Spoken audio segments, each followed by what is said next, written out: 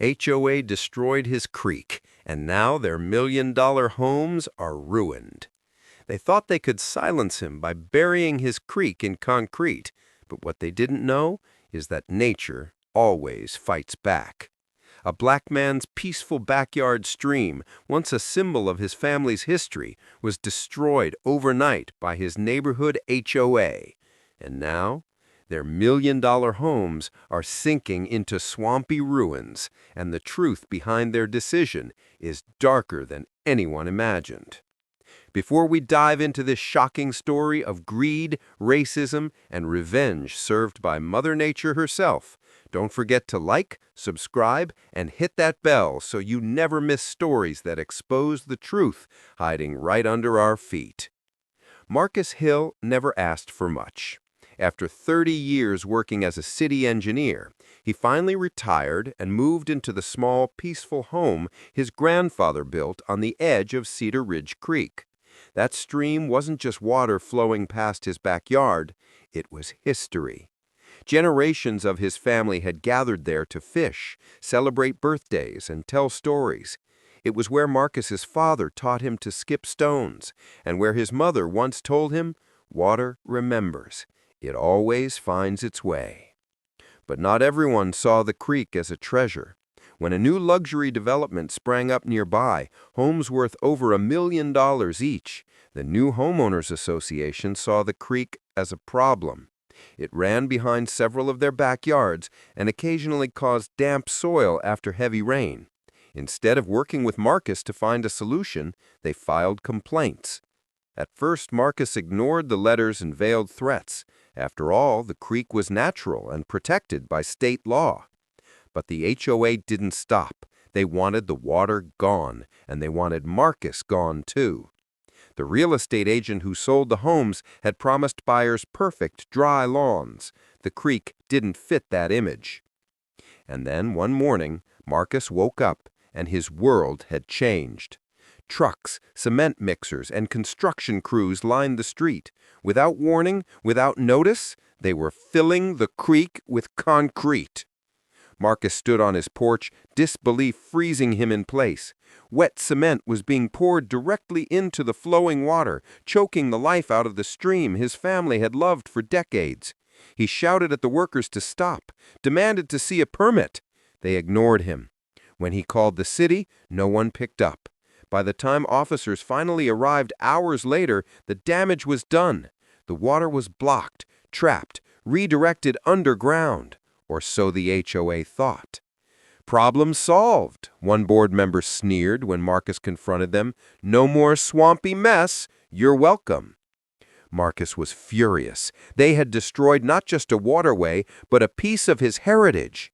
He filed complaints, hired a lawyer, and even contacted the state environmental agency. But every door slammed shut. The HOA claimed the creek was man-made drainage, and therefore within their right to improve.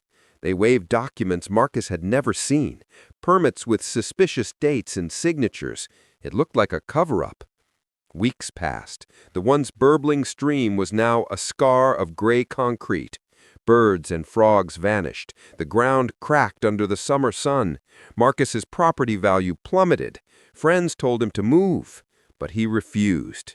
"Water remembers," he whispered, "and it never forgets where it belongs." Then the rains came. It started with a mild summer storm. Nothing unusual, until Marcus noticed something strange. The yards behind the luxury homes began pooling with water. Grass turned to muck. A garden shed sank an inch into the ground. By the second storm, basements were flooding. By the third, one home's foundation cracked. The HOA panicked. They called plumbers, landscapers, drainage experts. Nothing worked. No matter what they did, the water kept coming back, as if it had a mind of its own. By October, Cedar Ridge Creek had become the HOA's nightmare. The blocked water had rerouted underground, saturating the soil beneath their manicured lawns and expensive homes. Soggy patches turned into standing water. Mosquitoes swarmed. Mold crept into basements.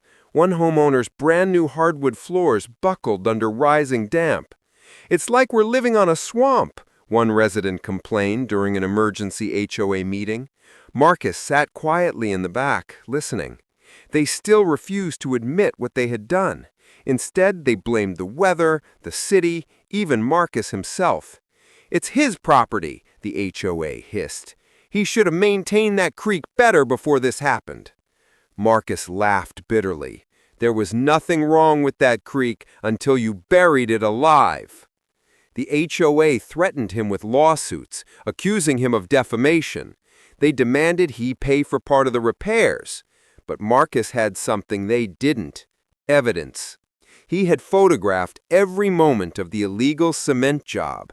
He had copies of environmental laws protecting natural waterways, and he had a growing number of allies online.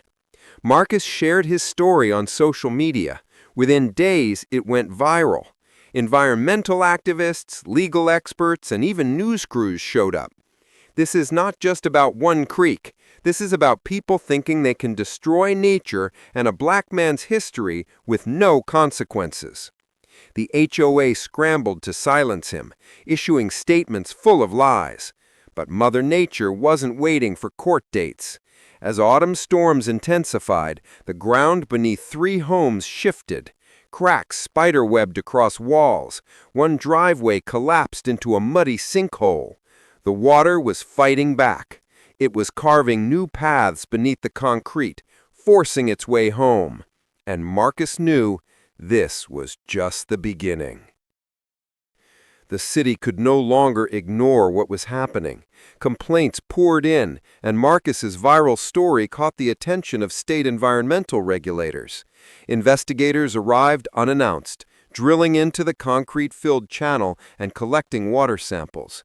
Their report was damning. The creek had been a protected natural waterway. The HOA had committed multiple violations of state and federal law. And the most explosive discovery? The permits they had shown Marcus were forged. A whistleblower, one of the construction workers, came forward anonymously. He revealed that the HOA president had pressured a local contractor to make the problem disappear before more homes were built. They knew they didn't have legal permission.